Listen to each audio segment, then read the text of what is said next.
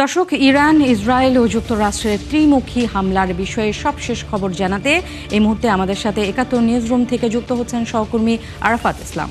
আরাফাত, একটু জানতে চাই, হামলা পাল্টা হামলার বিষয়ে সবশেষ কি তথ্য আছে আপনার কাছে, আর এই মুহূর্তে হামলার গতি প্রকৃতি কেমন দেখছেন? ধন্যবাদ। এরই মধ্যে আমরা সবাই জানি যে ইরানে দুই দেশের হামলা কিন্তু এরই মধ্যে হয়ে গেছে এবং ইরানের দক্ষিণাঞ্চলের একটি স্কুলে হামলা চালানো হয়েছে। সেখানে প্রায় মৃতের সংখ্যা কিন্তু বেড়ে দাঁড়িয়েছে ৫৩-তে। বাংলাদেশ সময় বিকেল ৫:৩০টার দিকে ইসরায়েলে কিন্তু বড় রকমের একটি হামলা চালিয়েছে ইরান এবং সেখানেও বেশ কিছু ক্ষয়ক্ষতির খবর আমরা পেয়েছি। যেই হামলার বিষয়টি নিশ্চিত করেছে IRGC থেকে। ইসরায়েলি সেনাবাহিনীও নিশ্চিত করেছে বিষয়টি, যে তাদের উপরে যে হামলা হয়েছে এই ব্যাপারটি। এর মধ্যে বেশ কয়েকটি ইরানি ক্ষেপণাস্ত্র ভূপাতিত করার দাবি করেছে IDF। তার আগে মধ্যপ্রাচ্যে থাকা প্রায় সবগুলো মার্কিন ঘাঁটিতে হামলা চালায় ইরান। তার মধ্যে শুধু আরব আমিরাতের রাজধানী আবু ধাবিতে একজনের মৃতের খবর পাওয়া গেছে। আরাফাত, আরেকটু জানতে চাই যে এসব হামলার পর স্বাভাবিকভাবে ইরানের আকাশ সীমা বন্ধ করে দেওয়া হয়েছে, আর কোন কোন দেশের বিমান চলাচল বন্ধ করা হলো একটু জানতে চাই। ইরানে হামলার পরে আকাশ সীমা বন্ধ করেছে বেশ কয়েকটি দেশ। এর মধ্যে রয়েছে ফ্রান্স তাদের এয়ার ফ্রান্স বন্ধ করে দিয়েছে ইরানের উপর দিয়ে ওড়ানোর বিষয়টি, এবং ভারতের এয়ার ইন্ডিয়া, ইন্ডিগো, যুক্তরাজ্যের ব্রিটিশ এয়ারওয়েজ, ভার্জিন আটলান্টিক, স্পেনের আইবেরিয়া এক্সপ্রেস, জাপান এয়ারলাইন্স, পোল্যান্ডের LOT এয়ারলাইন্স, জার্মানির লুথানসা, নরওয়েজিয়ান এয়ার, তুরস্কের টার্কিশ এয়ারলাইন্স এবং Pegasus Airlines, Qatar Airways, Air Algeria, এছাড়াও হাঙ্গেরির ইউজ এয়ার, উইজ এয়ার, সংযুক্ত আরব আমিরাতের হচ্ছে এয়ার আমিরাত এয়ারলাইন্স এবং ইতালির ITA এয়ারওয়েজ ইরানের সাথে বিমান চলাচল কিন্তু এরই মধ্যে বন্ধ করে দিয়েছে। আরাফাত, আপনাকে ধন্যবাদ, আপনি আমাদের সাথে যোগ দিয়েছিলেন। আপনি খবরাখবর রাখুন। আপনাকে ধন্যবাদ আমাদের সাথে যোগ দেওয়ার জন্য। দর্শক, মধ্যপ্রাচ্যে ইরান ইসরায়েলের পাল্টাপাল্টি হামলার জেরে সেখানে ফ্লাইট স্থগিত করেছে বাংলাদেশ বিমান সহ বেশ কয়েকটি এয়ারলাইন্স। এতে বিপাকে পড়েছেন মধ্যপ্রাচ্যগামী যাত্রীরা। হযরত শাহজালাল আন্তর্জাতিক বিমানবন্দরে যাত্রীদের ভোগান্তির খোঁজ খবর রাখছেন আমাদের সহকর্মী ইমতিয়াজ সনি। বিস্তারিত জানাতে তিনি আমাদের সাথে যুক্ত হচ্ছেন। সনি, একটু জানতে চাই, এখন পর্যন্ত কোন কোন এয়ারলাইন্স মধ্যপ্রাচ্যে তাদের ফ্লাইট স্থগিত করেছে এবং একই সাথে কত সংখ্যক যাত্রী এই ভোগান্তির শিকার হয়েছে সেটাকে একটু বলতে পারেন কিনা, আর তারা কি বলছে? ন্যান্সি, আসলে আমি যদি বলি যে মধ্যপ্রাচ্যের যুদ্ধের উত্তাপ কিন্তু বাংলাদেশের সর্বপ্রথম এই হযরত শাহজালাল আন্তর্জাতিক বিমানবন্দরে লেগেছে। আসলে এই বিকাল থেকেই কিন্তু আসলে এই বাংলাদেশের যেসব মধ্যপ্রাচ্যগামী যে সমস্ত এয়ারলাইন্স ছিল তারা কিন্তু প্রায় সবগুলোই আসলে কিন্তু তাদের এয়ারলাইন্সের যাত্রা বন্ধ করে দিয়েছে এবং তারা তাদের যাত্রীদেরকে ইতিমধ্যে জানিয়ে দিয়েছে যে যুদ্ধ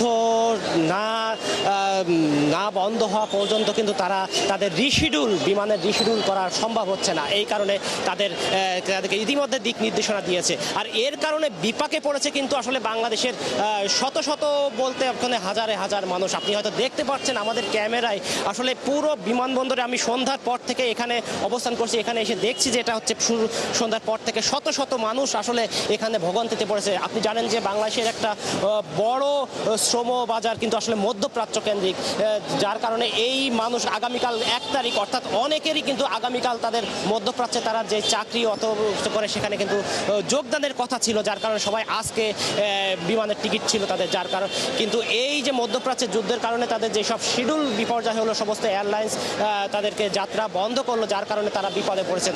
আমি এখানে অসংখ্য যাত্রীর সাথে, মধ্যপ্রাচ্যগামী যাত্রীর সাথে কথা বলেছি। তারা যেটি আমাদেরকে জানিয়েছেন যে তারা দূর দূরান্ত থেকে, কেউ হবিগঞ্জ থেকে, কেউ কুষ্টিয়া থেকে, কেউ কুমিল্লা থেকে তারা এসেছেন। কিন্তু আসার পর থেকে আসলে যখন তাদেরকে প্রথম বিকালে যারা এসেছিল তারা কিন্তু আসলে টার্মিনালের ভেতরে ঢুকতে পেরেছে, কিন্তু সন্ধ্যার পরে যারা এসেছিল তারা কিন্তু আসলে বাইরে আসতে। আমি এখানে ন্যান্সি আপনাকে একটু একজন যাত্রীর সাথে কথা বলতে চাই। আপনি আসলে কোথা থেকে এসেছেন এবং কোথায় যাবেন? সিলেট থেকে এসেছি, সৌদি যাব। সৌদি যাবেন? এখন যাচ্ছেন, ভিতরে যেতে পারছেন না? ভিতরে যেতে পারছি না, ফ্লাইট ক্যান্সেল হয়ে গেছে। কি বলছে? কিছুই বলে নাই, শুধু এটাই বলছে যে ফ্লাইট ক্যান্সেল হয়ে গেছে। কোন এয়ারলাইন্সে আপনি? সৌদি এয়ারলাইন্সে। Saudi Airlines. এখন আপনি আসলে কি করবেন? সৌদি এয়ারলাইন্সে। এখন আপনি আসলে কি করবেন? জি। এখন আপনি আসলে কি করবেন? কি করবো আমরা তো নিজেই কিছু বুঝতে পারতেছি না, আমাদেরকে কেউ কিছু বলতেছে না। আচ্ছা, এখানে আর কে যাত্রী আছেন? আমি যাত্রী আছি। আচ্ছা, আর একজনের সাথে আমরা একটু কথা বলতে, আপনি আসলে কোন দেশের আপনি আমি আবুধাবির যাত্রী ছিলাম। যাত্রী ছিলেন? জি। কয়টায় আপনার ফ্লাইট ছিল? ফ্লাইট ছিল আপনার 8:45-এ। 8:45 জি, ইউজ বাংলা। কি বলছি ইউজ বাংলা? উনি বলতে আছে 24 ঘন্টার জন্য স্থগিত করা হয়েছে। জি, আর পরবর্তী নির্দেশ তারা বলতে পারে তাদের সাথে যোগাযোগ করার জন্য ট্রাভেলসের মধ্যে ফোন করার জন্য বলছে, ওইটাই এখন বলতেছে। আপনি কি করবেন? এখন এই বুঝতে পারতেছেন কি করব। দেশে চলে যাবেন নাকি ঢাকায় থাকবেন? এখানে থাকা তো আমাদের কোনো ফায়দা আসতেছে না। ন্যান্সি, যেমনটি আপনি শুনছিলেন যে এখানে বেশ কয়েকজন দুজনের ভুক্তভোগীকে আমি আসলে আপনাকে জানালাম, তারা সবাই আসলে এই যাত্রা মধ্যপ্রাচ্যে ফ্লাইট বাতিল হওয়ার কারণে তারা সবাই ভুক্তভোগী হয়েছে, যার কারণে তারা এখনও নিজে ঢাকাতে থাকবে নাকি হচ্ছে তাদের নিজ জেলায় চলে যাবে সেটাও তারা বলতে পারছে না, কারণ তাদেরকে এখনও সেই রকম কোনো দিক নির্দেশনা দেওয়া নেই। তো আমরা কর্তৃপক্ষের সাথে কথা বলার চেষ্টা করছি, তারা এখনও গণমাধ্যমের সাথে তেমন একটা কথা বলে নাই। তো পরবর্তী কোনো আপডেট থাকলে আমি আপনাকে জানাতে পারবো। ন্যান্সি। নিশ্চয়ই ইমতিয়াজ সনি, আপনাকে ধন্যবাদ। পরবর্তীতে কর্তৃপক্ষ ব্রিফিং করলে সেই আপডেট নিশ্চয়ই আপনার মাধ্যমে আমরা দর্শকদেরকে জানাতে পারবো। দর্শক, শাহজালাল আন্তর্জাতিক বিমানবন্দর থেকে আমাদেরকে ইমতিয়াজ সনি যেমনটা জানাচ্ছিলেন যে মধ্যপ্রাচ্যে ইরান ইসরায়েলের পাল্টাপাল্টি হামলার জেরে বাংলাদেশ বিমান সহ কয়েকটি বিমানের এয়ারলাইন্সের ফ্লাইট ক্যান্সেল হয়েছে। অসংখ্য যাত্রীরা ভোগান্তির মধ্যে পড়েছে। সেই ভোগান্তির খবর আমাদেরকে ইমতিয়াজ সনি জানাচ্ছিলেন।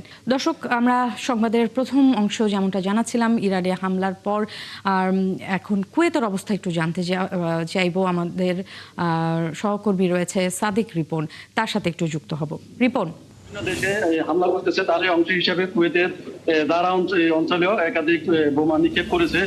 তো কুয়েত গভর্নমেন্ট সকাল থেকে সতর্কতা সাইলেন্সের মাধ্যমে তাদের দেশের স্থানীয় জনগণ এবং প্রবাসীদেরকে সতর্কবার্তা দিতেছে, তাদেরকে নিরাপদ স্থানে এবং থাকার জন্য এবং প্রয়োজনীয় জিনিসপত্র রাখার জন্য নির্দেশনা দিয়েছে। এবং কুয়েতে বিমান চলাচল কর্তৃপক্ষ কুয়েতের অভ্যন্তরীণ এবং বহির্গমন বিমান চলাচল সাময়িকভাবে স্থগিত ঘোষণা করেছে তাদের দেশের নিরাপত্তার স্বার্থে। এর পাশাপাশি কুয়েতে যে এম্বাসি আছে, ইউএসএ এম্বাসি আছে, তারাও তাদের ওয়েবসাইটের মাধ্যমে তাদের দেশের জনগণ এবং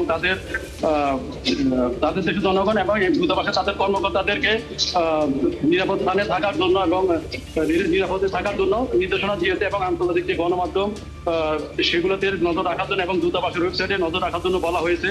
এবং এর পাশাপাশি আমরা যেটা দেখেছি সোশ্যাল মিডিয়ার মধ্যে এখানে যে গ্যাস রান্না করার জন্য গ্যাসের দোকানগুলোতে লাইন ধরেছে, গ্যাস নেওয়ার জন্য লাইন, অন্য সময় যেটা দেখা যায় না। আবার এখানে যে খবুজ আছে, খবুজের ফ্যাক্টরি গুলোতে যেখানে খবুজ বিক্রি হয়, খবুজ গুলোতে ভিড় দেখা যাচ্ছে খবুজ কেনার জন্য, মজুদ রাখার জন্য ভিড় দেখা যাচ্ছে কিছু কিছু যে ফ্যাক্টরি আছে, দোকান আছে, ওইসব দোকানগুলোতে। আবার কিছু কিছু আরবি এলাকাগুলোর মধ্যেও জিনিসপত্র কেনার জন্য মানে স্থানীয় জনগণ এবং প্রবাসীরা ভিড় করতেছেন তাদের প্রয়োজনীয় জিনিসপত্র মজুদ রাখার জন্য। রিপন, আরেকটু জানতে চাই প্রবাসী বাংলাদেশিদের জন্য দূতাবাসের পক্ষ থেকে কি ধরনের নির্দেশনা দেওয়া হয়েছে? আজকে যেহেতু শনিবার ছুটির দিন, দূতাবাস বন্ধ, তো আমরা দূতাবাসের অফিসিয়াল ফেসবুক পেজের মধ্যে অনেকবার দেখেছি দূতাবাস ফেসবুক পেজের মধ্যে কোনো ধরনের বিজ্ঞপ্তি প্রকাশ করেছে কিনা। তো সর্বশেষ আমি এখানে স্থানীয় টাইম 4টা বাজেও দেখেছি যে ওখানে দূতাবাসের ফেসবুক অফিসিয়াল পেজের মধ্যে কোনো ধরনের বিজ্ঞপ্তি প্রকাশ করে নেই, কারণ দূতাবাস যে কোনো কিছু প্রবাসীদের সাথে যে কোনো কিছু তাদের অফিসিয়াল ফেসবুক পেজের মধ্যে প্রকাশ করে। তো এখন পর্যন্ত বাংলাদেশ বিজ্ঞপ্তি প্রকাশ করেনি এখনো। সাদেক রিপন, আপনাকে ধন্যবাদ। দর্শক, আমাদেরকে সাদেক রিপন কুয়েতের অবস্থা জানাচ্ছিল এবং তিনি তেমনটা জানালেন যে প্রবাসী বাংলাদেশিদের জন্য বাংলাদেশি দূতাবাসের পক্ষ থেকে এখন পর্যন্ত কোনো নির্দেশনা তাদের ওয়েবসাইটে বা কোথাও ফেসবুক পেজে দেওয়া হয়নি বলে তিনি আমাদেরকে জানালেন এবং সামগ্রিক অবস্থা তিনি আমাদেরকে জানাচ্ছিলেন। ইরানে ইসরায়েল মার্কিন জোটের হামলা অপ্রত্যাশিত ছিল না বলে মনে করেন আন্তর্জাতিক বিশ্লেষকরা। তবে পাল্টা হামলা চলতে থাকলে গোটা মধ্যপ্রাচ্যে যুদ্ধ ছড়িয়ে পড়ার আশঙ্কা করছেন তারা। তবে ইরানে খামেনি শাসনের পতন ঘটানো সহজ নয় বলে মনে করেন বিশ্লেষকরা। আরও জানাচ্ছেন নুরনবী সরকার। গণমাধ্যমের আগাম ঘোষণা, রণপ্রস্তুতি সবশেষ। শনিবার ইরানে হামলা করল ট্রাম্প ও নেতানিয়াহুর বাহিনী। বিশ্লেষকরা বলছেন, অস্ত্র ব্যবসা আর আমেরিকায় মধ্যবর্তী নির্বাচন এবং নেতানিয়াহুর বিরুদ্ধে দুর্নীতির অভিযোগ সব মিলিয়ে ৮ মাস পর ইরানে দ্বিতীয় দফায় হামলা করল ইসরায়েল ও মার্কিন যুক্তরাষ্ট্র। দুজনেই বলতে গেলে বড় আকারে ঘরের ভিতরে ঝামেলায় আছে। ডোনাল্ড ট্রাম্প, ওদিকে নেতানিয়াহু এবং ইরান বরাবরই বলে এসেছে যে আমেরিকা এবং ইসরায়েল অ্যাটাক করবে। তাদের পুরো কাঠামোটাই কিন্তু তারা প্রস্তুত। নিউক্লিয়ার ইস্যুতে আলোচনা অব্যাহত রেখেছে, কিন্তু পাশাপাশি চাপ দেওয়ার জন্য এই ধরনের আক্রমণটা পরিচালনা করেছে। ইসরায়েল মার্কিন জোটের হামলা ও ইরানের পাল্টা হামলা মধ্যপ্রাচ্যের বেশ কয়েকটি দেশে সংঘাত ছড়িয়ে পড়েছে। বিশ্ব সিস্টেম যেটা গড়ে উঠেছিল দ্বিতীয় মহাযুদ্ধের, তার একটা অবসান ঘটতে যাচ্ছে এবং এটাকে থামানোর কোনো উপায় নেই। আমেরিকার অনেকটা শেষ চেষ্টা বলা চলে, কারণ এখন আমরা দেখছি যে আমেরিকার সাথে ইউরোপও নেই। সমগ্র আন্তর্জাতিক ব্যবস্থাটাই এখন নতুন করে ভাবতে হবে যে কিভাবে নির্মাণ অথবা পুনর্নির্মাণ করা যায়। ডোনাল্ড ট্রাম্প এসে কূটনৈতিক যে ট্র্যাডিশনাল যে সমস্ত এলিমেন্ট ছিল সেগুলো সমস্ত কিছুকে সে অবজ্ঞা করেছে। মার্কিন সমর্থিত ইরানের কিছু মানুষ খোমেনি বিরোধী হলেও বিশ্লেষকরা বলছেন, বর্তমান রেজিমের পতন ঘটানো সহজ নয়। এটা গতবার আমরা যখন দেখলাম ইরান যখন আক্রান্ত হলো, তখন কিন্তু রেজিমের পক্ষেই কিন্তু জনগণ দাঁড়িয়েছিল। চিন্তা ভাবনা করা হচ্ছে রেজিম চেঞ্জ, সেটা সম্ভব না, কারণ মনে রাখতে হবে ইরান আর ভেনেজুয়েলা এক না। আমি কখনোই মনে করি না যে যুদ্ধ কোনো সমাধান এনে দেয়। ইসরায়েল এবং ইরানের মধ্যে যুদ্ধ অতি সহজেই সমগ্র মধ্যপ্রাচ্যে ছড়িয়ে যাবে। ভেনেজুয়েলার পর ইরানে ট্রাম্পের অনৈতিক হামলার বিরুদ্ধে বিশ্ববাসীর পাশাপাশি মার্কিন জনগণকেও প্রতিহত করতে হবে বলে মত বিশ্লেষকের। নুরনবী সরকার, ৭১, ঢাকা। দর্শক, এই পর্যায়ে কাতারের অবস্থা একটু জানবো। কাতার থেকে এই মুহূর্তে যুক্ত হচ্ছেন সহকর্মী গোলাম মাওলার হাজারি। গোলাম মাওলা, আমরা একটু জানতে চাই যে কাতারের সরকারের পক্ষ থেকে কি কি নির্দেশনা দেওয়া হয়েছে, আপনার কাছে কি নতুন তথ্য আছে একটু বিস্তারিত জানাবেন, এবং একই সাথে একটু জানতে চাই যে বাংলাদেশ দূতাবাস থেকে প্রবাসীদের জন্য কোনো ধরনের নির্দেশনা দেওয়া হয়েছে কিনা। ধন্যবাদ ন্যান্সি। রামাদান মোবারক। ন্যান্সি, আমি একটু করে বলে রাখি যে এখন এই কাতারের সময় হচ্ছে ৪:৩৫ আর ১ ঘন্টা পরেই এখানে ইফতারের সময়, কিন্তু গত ৭ মিনিট আগেও এখানে ইরান থেকে মিসাইল আক্রমণ হয়েছিল, কিন্তু সম্পূর্ণরূপে সেটি প্রতিহত করেছে কাতার সরকারের ডিফেন্স সিস্টেম। কিন্তু এর আগেও আজকে যখন সকাল ১১:৪৫ কাতার সময়, তখন আমেরিকান জোট যখন ইরানে আক্রমণ করেছিল, ইসরায়েল জোট যখন ইরানে আক্রমণ করেছিল, তখন থেকেই এই কাতার, আমরা যারা মধ্যপ্রাচ্যে আছি, ভয়ে আতঙ্কে ছিলাম। কিন্তু বরাবরই কাতার সরকার সবসময় আমাদের এই প্রবাসীদেরকে সতর্কবাণী দিয়ে যাচ্ছিলেন, এবং কাতার সরকার সম্পূর্ণরূপে সবকটি মিসাইল ডিফেন্স সিস্টেম প্রতিহত করেছে। এবং কাতার সরকার মিনিস্ট্রি অফ ইন্টেরিয়র সম্পূর্ণরূপে বলে দিয়েছেন যারা এখানকার কন্টেন্ট ক্রিয়েটর এবং ফেসবুক এবং সামাজিক মাধ্যমে কোনো ধরনের ভিডিও এবং ছবি যাতে এখানকার টেলিভিশন বা এখানকার মিডিয়া থেকে যেটি না আসা সেটি না প্রচার করার জন্য, এবং কাতার সরকার সম্পূর্ণরূপে সতর্ক আছেন এবং প্রবাসীদেরকে সহযোগিতা করে যাচ্ছেন। আর যদি হাজারি, আমরা একটু জানতে চাই যে বাংলাদেশ দূতাবাস থেকে কোনো ধরনের নির্দেশনা, প্রবাসী বাংলাদেশিদের জন্য কোনো ধরনের নির্দেশনা দেওয়া হয়েছে কিনা, সেটা পর্যবেক্ষণ করেছেন কিনা আপনারা? ন্যান্সি, ধন্যবাদ আপনাকে। বাংলাদেশ দূতাবাস ১ ঘন্টা আগেই একটি সতর্ক বার্তা দিয়েছে। সেটিতে হচ্ছে শুকনো খাবার, আইডি কার্ড, নগদ টাকা, আর আপনার নিরাপদ স্থানে এবং সামরিক স্থানগুলো থেকে দূরত্ব থাকার জন্য, এবং নিরাপদ স্থানে থাকার জন্য, গাড়িতে থাকার জন্য, এবং একটি মোবাইল নাম্বার দিয়ে দিয়েছে। সেটি হচ্ছে আপনাদের মাধ্যমে জানিয়ে রাখতে চাই, সেটি হচ্ছে 33262000 33662000। আপনাদের মাধ্যমে জানিয়ে রাখতে চাই সকল বাংলাদেশিকে। হাজারি, আপনাকে ধন্যবাদ। আপনি আমাদেরকে জানাচ্ছিলেন যে প্রবাসী বাংলাদেশিদের জন্য দূতাবাস থেকে কি ধরনের নির্দেশনা দেওয়া হচ্ছিল এবং একই সাথে কাতার সরকার কি কি নির্দেশনা দিয়েছে সেটাও আমাদেরকে জানাচ্ছিলেন। আপনাকে ধন্যবাদ, আপনি থাকুন সেখানে। আমরা নিশ্চয়ই আপনার কাছে পরবর্তীতে আসার চেষ্টা করব। দেশের মানুষ অনেক আশা আকাঙ্ক্ষা নিয়ে রাজনৈতিক দলগুলোর দিকে তাকিয়ে আছে বলে মন্তব্য করেছেন প্রধানমন্ত্রী তারেক রহমান। রাজধানী চীন মৈত্রী সম্মেলন কেন্দ্রে জামায়াতে ইসলামী আয়োজিত ইফতারে যোগ দিয়ে তিনি কথা বলেন। এ সময় ইফতারে দাওয়াতের জন্য জামায়াতের আমিরকে ধন্যবাদ জানান তারেক রহমান। বাংলাদেশের মানুষ আজকে অনেক প্রত্যাশা নিয়ে, অনেক আকাঙ্ক্ষা নিয়ে, অনেক আশা নিয়ে আমাদের সকলের দিকে তাকিয়ে আছে, বিশেষ করে রাজনৈতিক দলগুলোর দিকে তাকিয়ে আছে।